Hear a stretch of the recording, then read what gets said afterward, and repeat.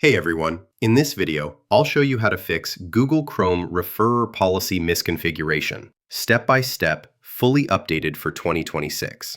Referrer policy controls what information about the previous page is sent when navigating or requesting resources. Misconfigured policies can break analytics, embedded content, or third-party integrations.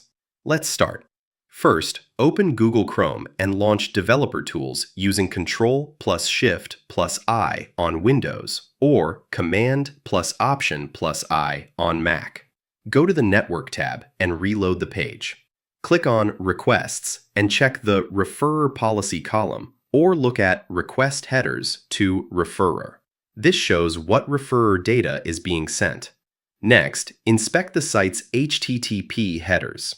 Look for the Referrer Policy header. Common misconfigurations include missing headers, restrictive settings like No Referrer, or inconsistent rules across pages.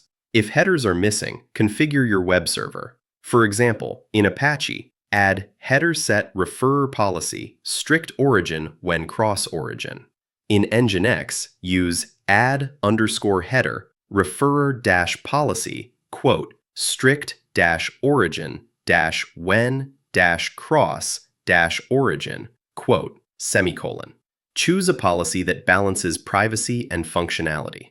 Also, check meta tags. Some sites use dot. Ensure this matches the server policy to avoid conflicts. Now, review browser caching.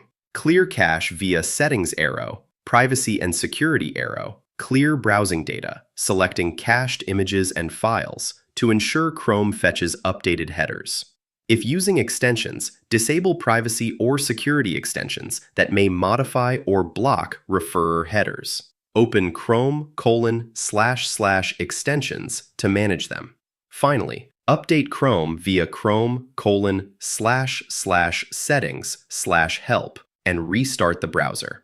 Outdated versions may not fully respect referrer policy headers.